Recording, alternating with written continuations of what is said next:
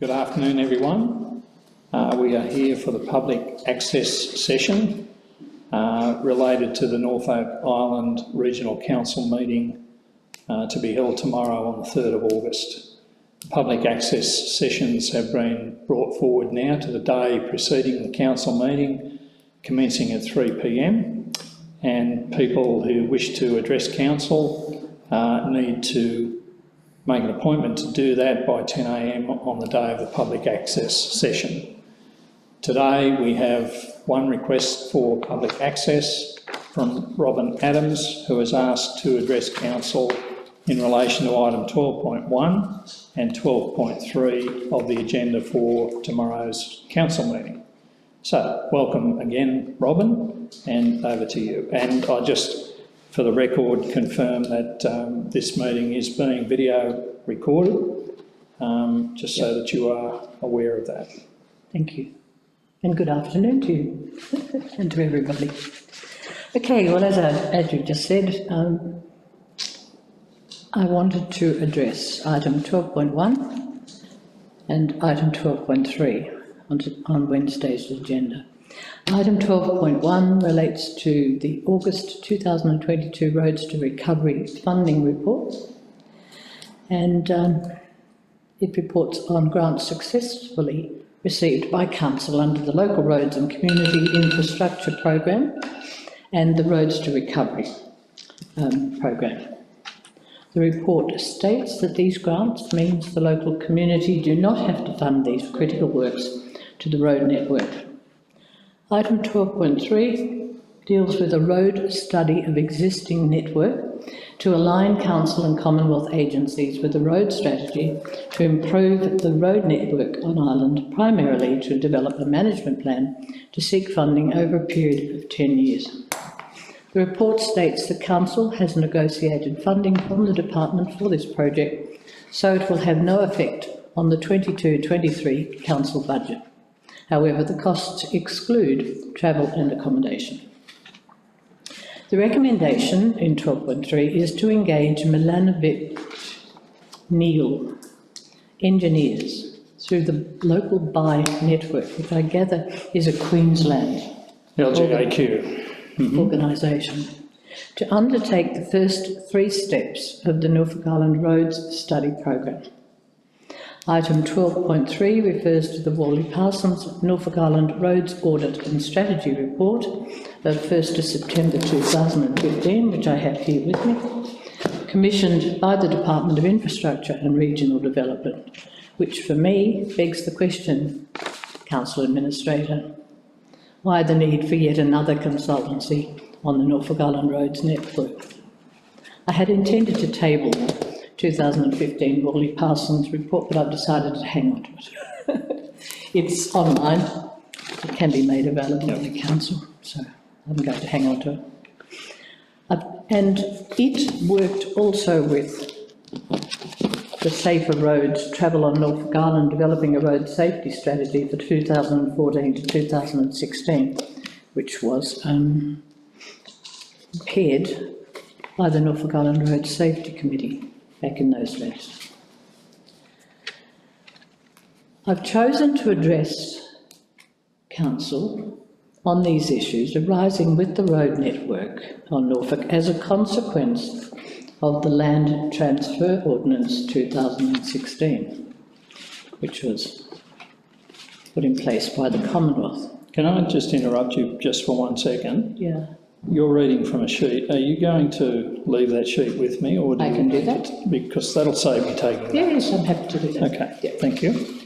And the point that I want to make here is, which the issues that have arisen under the Land Transfer Ordinance, I believe need to be addressed and tidied before any decision is taken with item 12.3. That is, to engage Milanovic Neil, the engineers, and do another report. So let's talk about the transfer of Commonwealth-owned roads and reserves to Norfolk Island. On 8th of June 2016, Ms Robin Fleming, who was the then Executive Director for Local Government and Territories Division, wrote to Mr Peter Gesling, who was the then Executive Director for Administration of Norfolk Island, regarding arrangements for transferring land and property assets on Norfolk Island between the Commonwealth Government and the administration of Norfolk Island and its successor organisation, the Norfolk Island Regional Council. The letter speaks of the principles that were followed by Ms Fleming, quote, to guide the development of the asset transfer schedules between the Commonwealth and Norfolk Island, end quote. And the principle relevant to item 12.1 and 12.3 today, used by Ms Fleming, is that, quote, no disadvantage should accrue to the new Norfolk Island Regional Council as a result of the asset transfer process, end quote. And I have consistently held the view, particularly during the public inquiry process, that this principle entitles Council as of right to the Commonwealth funding the cost of upgrading all the roads to a satisfactory standard.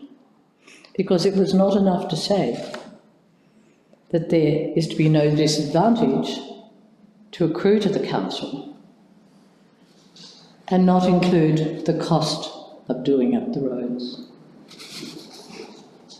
I table a letter to me from Ms Fleming, dated 11 October 2016, because I was so concerned at the time in Council that I wrote myself to Robin Fleming, and this is her letter, which sets out the principles that she followed and addresses a number of other issues, and I table her letter to me of 11 October, which also records, and don't know whether you're aware of this, that, quote, the Department is aware that Queen Elizabeth Avenue was not transferred as planned to the Council. The Department will prepare an instrument to give effect to this transfer, end quote. To the best of my knowledge, that is yet to occur. I table into the record my letter of 24 November 2016 on the matter of the land transfer ordinance to Senator the Honourable Fiona Nash MP, then Minister for Regional Development and Territories. My letter to the Minister raised a number of issues, including, was the transfer process done on just terms, and was there conflict of interest in the decision-taking process? It also flags for the record that from 1980 through to 2010, the Norfolk Island Government funded the maintenance and sealing of the majority of Commonwealth-owned roads inherited in 1979 in poor, unsealed condition. Reports in Council's minutes over the years since that time have consistently recorded that to effect the formal transfer of the roads to NERC under the Land Titles Act, they need to be surveyed and plans lodged with the Registry Office. The process has commenced with lodgement of some plans with the Survey Office in Bathurst. However, as we all know, New South Wales is no longer providing services to the island, and it now would appear that another Surveyor General needs to be appointed. I suggest, Administrator, you consult with the Norfolk Registrar of Titles for the full story. To conclude, in the Australian National Audit Report for 2018 to 2019, it is recorded, quote, the Department advised the Minister in January 2016 that the priority is for the establishment of a functioning council on 1 July 2016. The complexity and diversity of the activities of the former Assembly and administration are such that a thorough analysis and an assessment of the most appropriate method of future service delivery will be compromised by adherence to the 1 July deadline in 2016. And the source for that quote is the Auditor General's Report number 43, 2018 to 19, paragraph 3.77, and that report was tabled in the Federal Parliament. The process followed with the transfer of roads and reserves to Norfolk Island would seem to have equally been compromised, because it hasn't occurred, and this is 2016, that legislation, and we are now in 2022, and it still has not occurred. I propose to you, Administrator, that the title to the road should be formally recorded on the Lands Register before any action is taken to agree the recommendation in item 12.3. And while I'm referring to Robin Fleming's correspondence, the first letter was to Peter Geslin, and it's in her letter to Peter Geslin that she spells out the principle that she followed in order to achieve the land transfer arrangements. And it's in this letter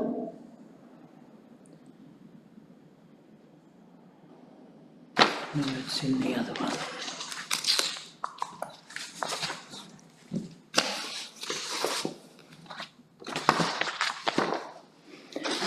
Her letter to me of 11th October.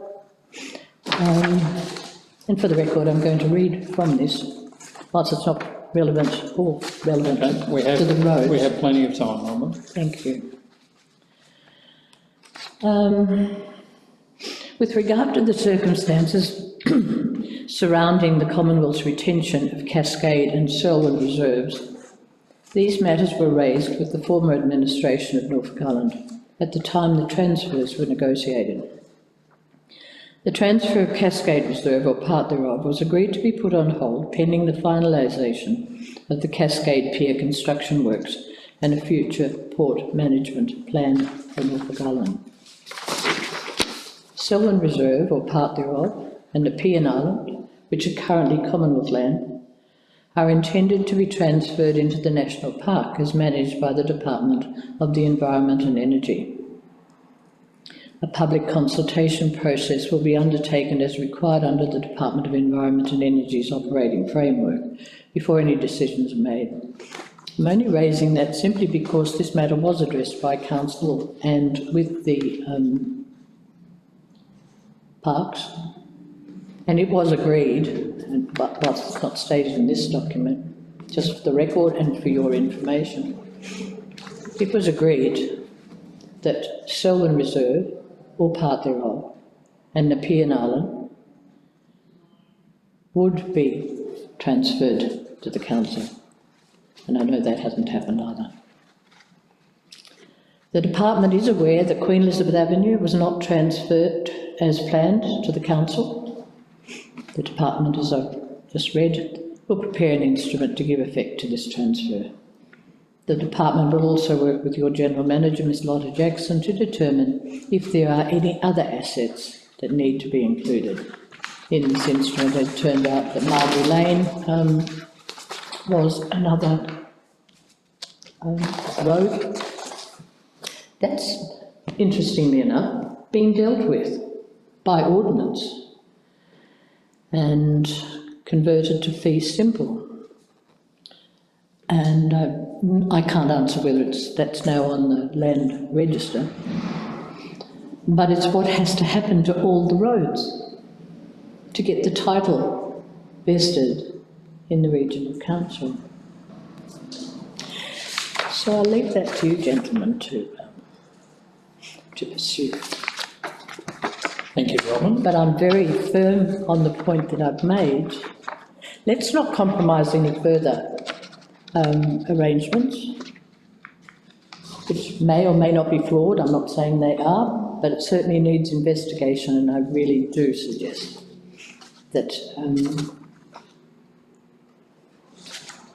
there be serious consideration round it before any decisions are made to engage another consultant to work with this voluminous document and make the changes that are being proposed in item 12.3.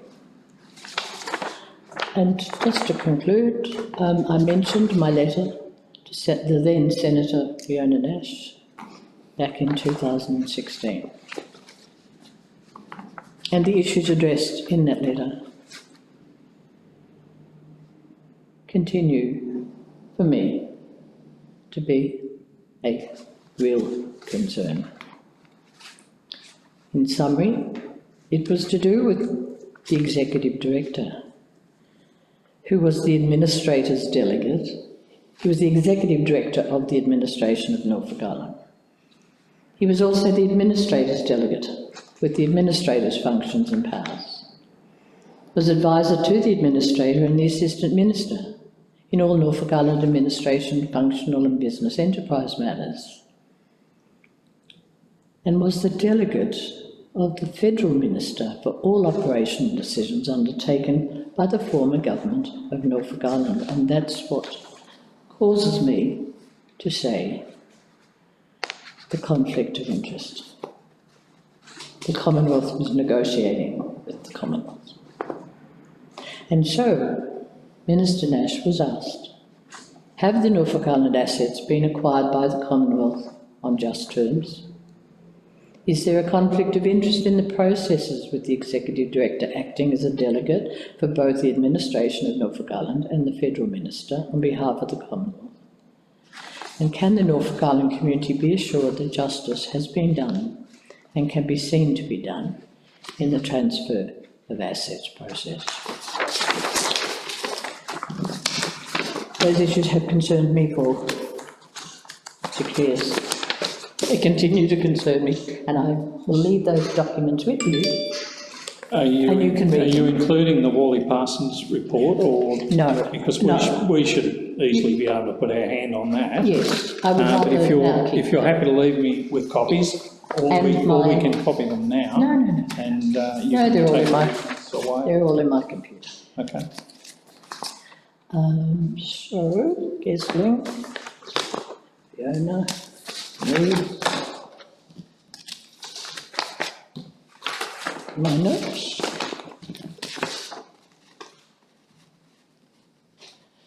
I didn't read from this, but I found it after I'd finished here. I'll just read this just purely for your interest.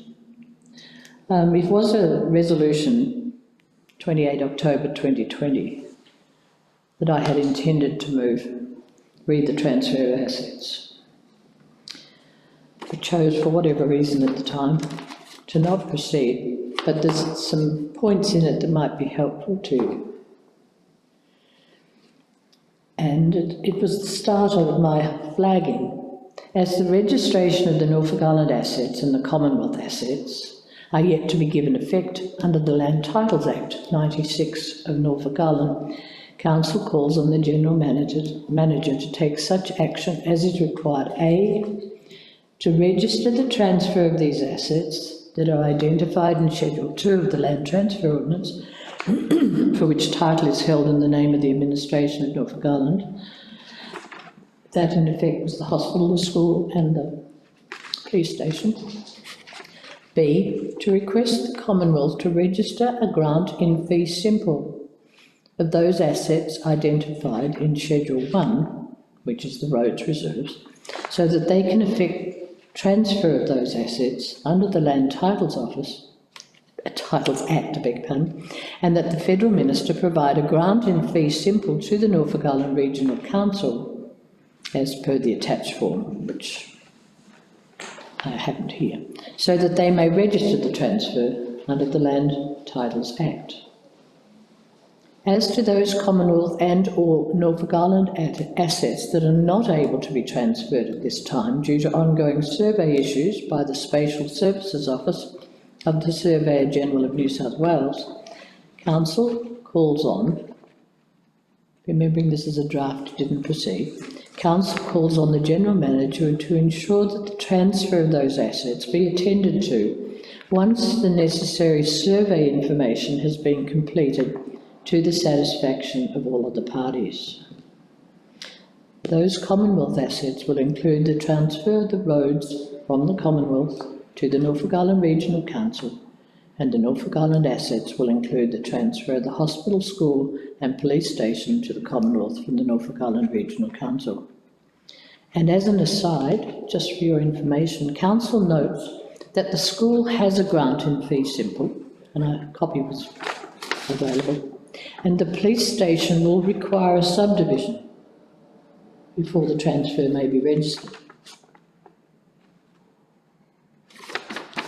I think I've said enough. Okay. Well, if you But like what I'm to, saying is, I believe it remains a complex issue, and all I can do is endeavour to persuade you not to proceed with engaging another consultant until we have dealt with getting title in its proper form into the hands of the Regional Council.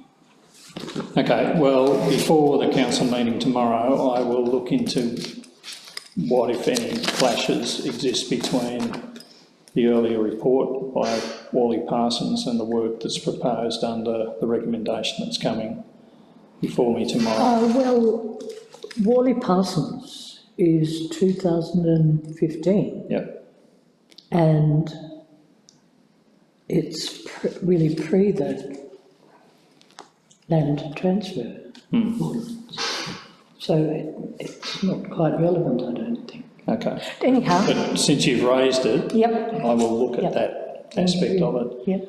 Robin, can we move to a separate subject? I'm just Are we off air now? interested, we're still on air, Oh, okay. but I'm interested in clarifying a comment that you made to me, I think it was in public access, but the last time we met, where I was telling you at the time that I was working towards getting this council into a financial condition where under it can be ready to be handed back to an elected council.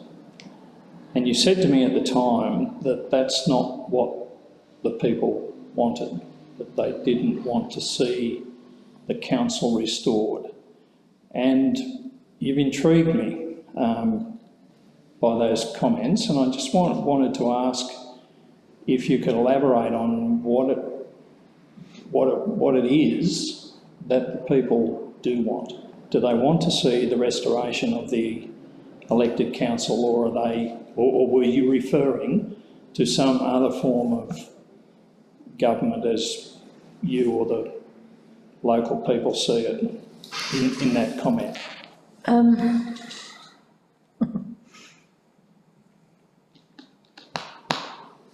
Certainly, the absence of democracy on Norfolk Island, which is currently the situation, is a matter of concern to the Norfolk Island people because there are no elected people representing them. I think I'm right in making that comment. However, I don't know whether there are discussions going on at the moment with senior departmental officer on Island on the community, on the way for the community going forward. This is a discussion between the Commonwealth and Council of Elders and the Norfolk Island People for Democracy, which the Minister has sanctioned and facilitated, and it's happening this week. Right. That document was published as an insert into the local media. I'm going back some months now. So it's a public document that you may do well to get a hold of. Jono would be able to give you a copy, I'm sure, which would identify for you what is being discussed around the way forward. First and foremost is the return of an elected body. Yes. Okay, but the point that I picked up from our last discussion, which is probably, it's up to 8 weeks ago, I can't remember when exactly that conversation took place, but I think it was in a public access session. Or was it the day after the council meeting? I just don't recall you and exactly. the general manager and I had a conversation. I recall the remarks, around 44. but I don't recall exactly where and when it took place. And they took me by surprise, because my understanding, I was saying to you that I'm endeavouring to restore the council's financial position so the council is in a financially sustainable position to hand back to an elected council.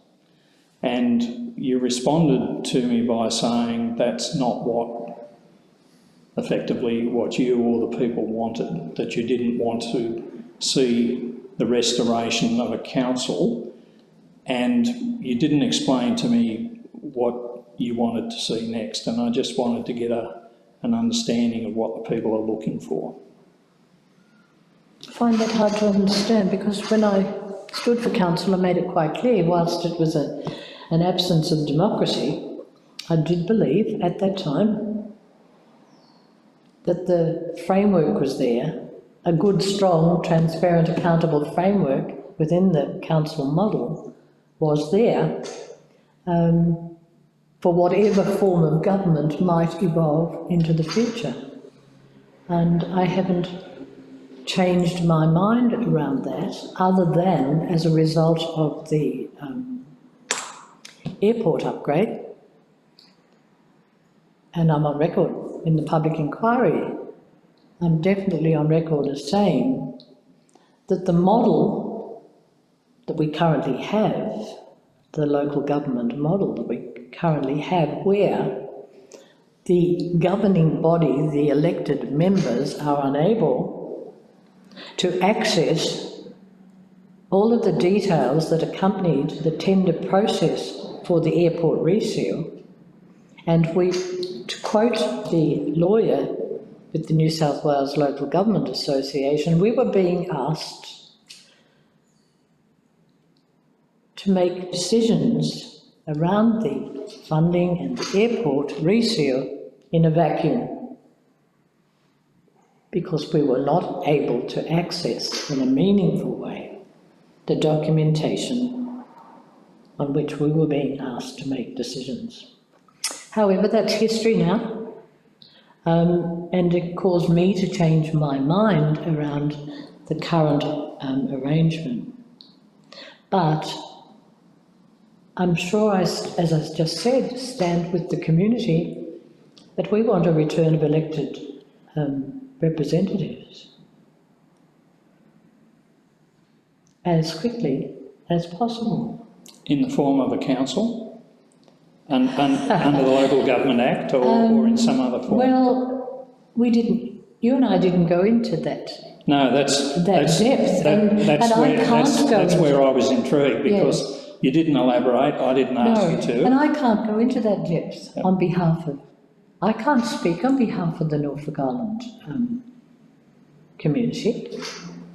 I am aware that there is a want in a very large proportion of this community, and I think we might have discussed this, you and I and the General Manager, an act of self-determination with the United Nations, which then allows the community, by referendum, to make a decision on what form of government there should be for Norfolk Island, because we are now a non-self-governing territory.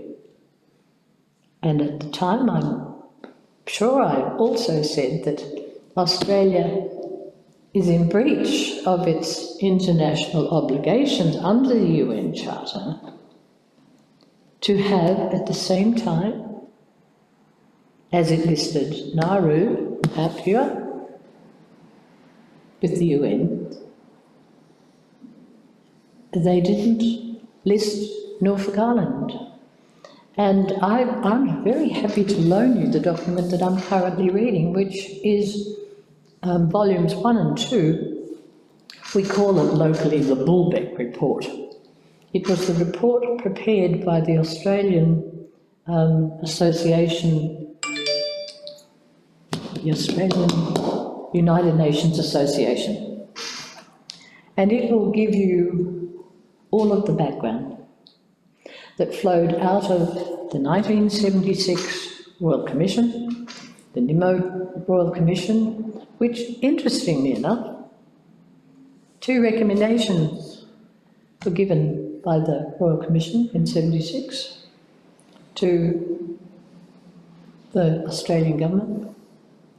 1,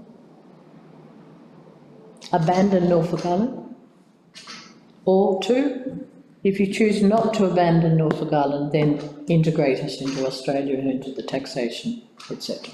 system. And it was from that the Australian Bulbeck report was crafted. It's an excellent document to read. It'll give you all the constitutional opinions and etc., etc. And if you would like to borrow it, I'm happy to loan it to you. As a consequence of that process, at the time, there was a very astute federal minister who was also a friend to Norfolk Island, the Honourable Bob Ellicott QC, who persuaded Cabinet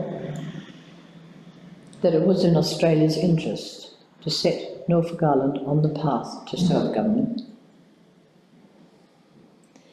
which effectively meant that we were then removed from the United Nations, oversighting Australia and what it was doing with Norfolk Island. And that brought into play the Norfolk Island Act of 1979. And from that flowed, we started down the road towards full internal self-government. And this little community, bless us, took on board federal, state and local responsibilities. Very ambitious. However, proud to have been part of that process, because I was the clerk to the Parliament for 26 years during that time. And so we watched this little band of people start down the road to self-government. However, times have changed, circumstances have changed, and in 2015, following the Joint Standing Committee on Legal Regimes, the JSC, doing a report on Norfolk Island, which recommended that self-government be removed and a local government be put in place.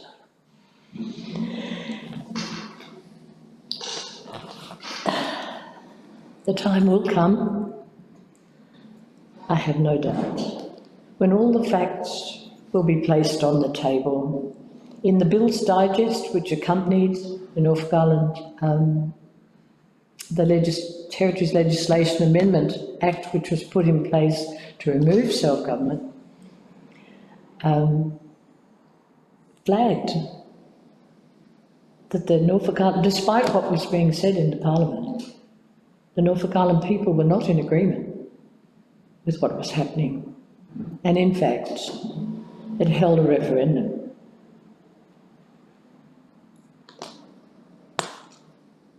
The rest is history.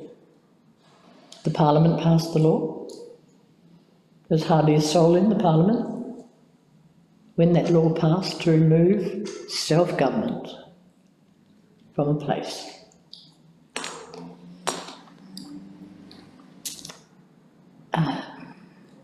And we are where we are today. I probably haven't answered your question. No, because I cannot answer your question. It's not for me to answer your question. I cannot say what the Norfolk Island people collectively want. You can only look at history Yes, we had a referendum, which said clearly what we wanted in 2015, and that was ignored. The Bill's Digest makes it quite clear that the Norfolk Island people had a referendum, but that was being ignored. The next step in the process was that the Commonwealth removed our power to hold a referendum. To this day, I shake my head on that one.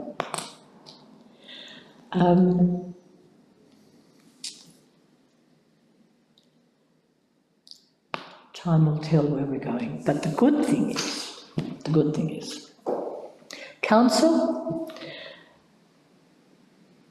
passed a resolution and very firmly sat behind that the way forward for Norfolk Island is collaboration, cooperation and partnership.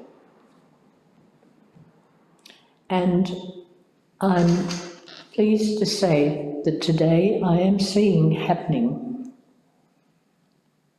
potentially, true collaboration, cooperation and partnership by the fact that there are on-island discussions happening now on the document which has been agreed by in excess of 1,000 people are discussing the way forward, looking for an outcome that can bring peace to this community, because it's time. And I think the Commonwealth is recognising this fact. The fact that this new minister is encouraging senior public departmental officers to enter into discussions on this issue, on what the people are now asking.